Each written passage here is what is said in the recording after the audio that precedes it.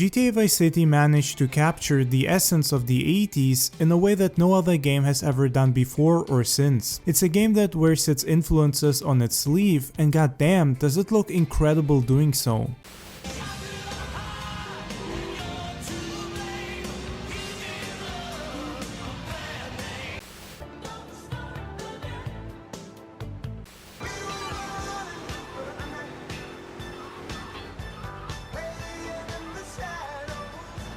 When you first arrive in Vice City in 1986, stepping off that plane as Tommy Vercetti, you're immediately transported to a world that feels ripped straight from the VHS tapes that defined a generation. The neon lights, the pastel colors, everything screams 80s, and it's absolutely glorious. The most obvious inspiration is Scarface. I mean, the entire storyline basically follows the same trajectory as Tony Montana's rise to power. Tommy Vercetti starts as a guy fresh out of prison, works his way up through the criminal underworld, and eventually builds his own empire. The mansion you end up buying even looks like it could be Tony Montana's place. Rockstar wasn't even trying to hide this influence, and honestly, why would they? Scarface is the ultimate 80s crime movie, and Vice City manages to recreate that same feeling of excess and ambition.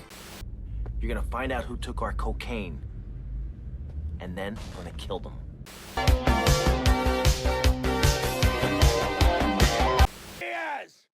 I've come to take over your business! Tommy, you betrayed me, you idiot!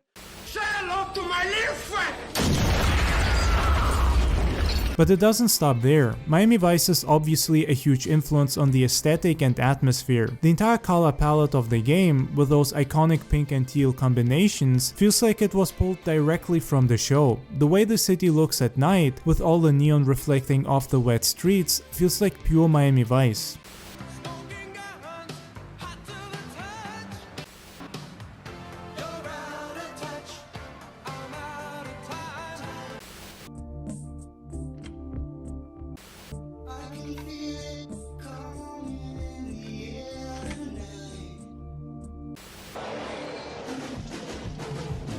Miami Vice basically defined what the 80s looked like in pop culture, and Vice City captured that spirit and style perfectly. The show had this specific visual language with pastel suits, neon lights, the Art Deco architecture, and most importantly, an amazing modern soundtrack. At least modern at the time. The game even captures that specific Miami Vice blend of glamour and grit. One minute you're cruising down Ocean Drive past luxury hotels and beach babes, and the next you're in some seedy back alley making a drug deal.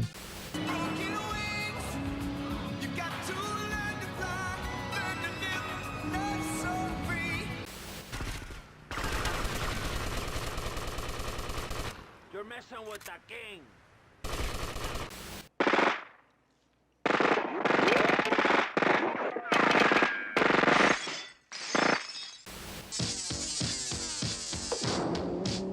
Put me in a situation, I'm going through soft commutation. I think we have a deal, my friend. Oh, shit!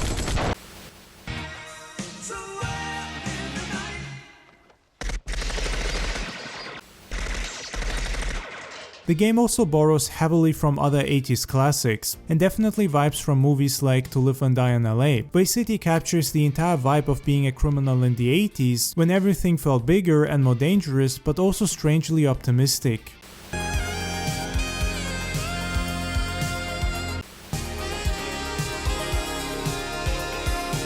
Another thing that to me really sells Vice City's 80s authenticity are the radio stations. This is where the game truly shines. Rather than just throwing together some random 80s hits, Rockstar curated an absolutely perfect collection of music that captures different aspects of the decade. Flash FM gives you the pop hits, the songs that were playing in every mall and on every radio station. Wave 103 delivers new wave and synth pop that defined the underground scene. V-Rock brings the hair metal that dominated MTV. Emotion 98.3 serves up the power ballads that everyone secretly loved, and FIFA 105 brings the funk and soul that was thriving in Miami during that time.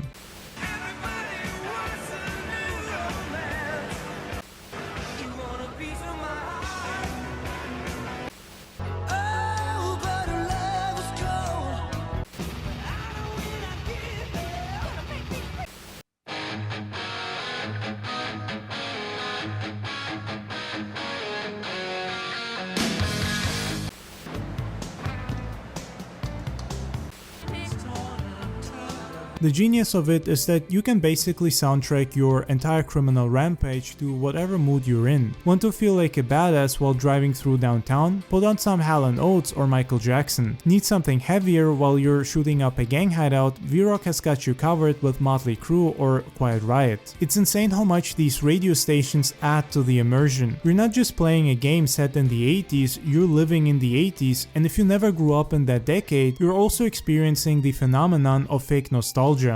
Hi, I'm Mark Goodman, and you're watching MTV Music Television. All day, all night, all video music.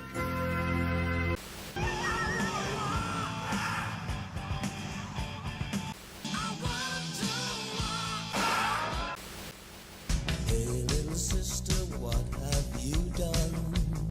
Hey little sister, shotgun. It's a nice day for a white wedding.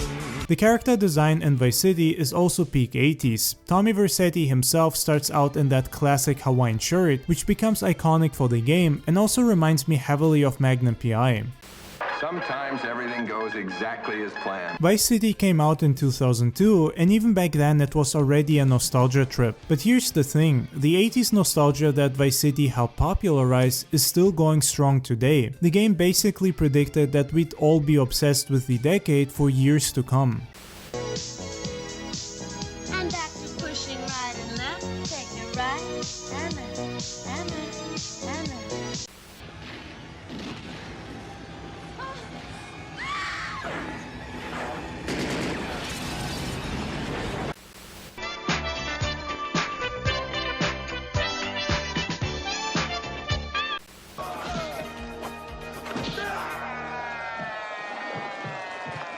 Playing Vice City today feels like watching an old VHS tape you found in your parents' basement. The graphics are dated now, the mechanics feel stiff compared to modern games, but none of that matters. The atmosphere, the music, and the whole vibe of the game is still perfect. It's a time capsule that manages to feel more 80s than a lot of media actually created in the 80s.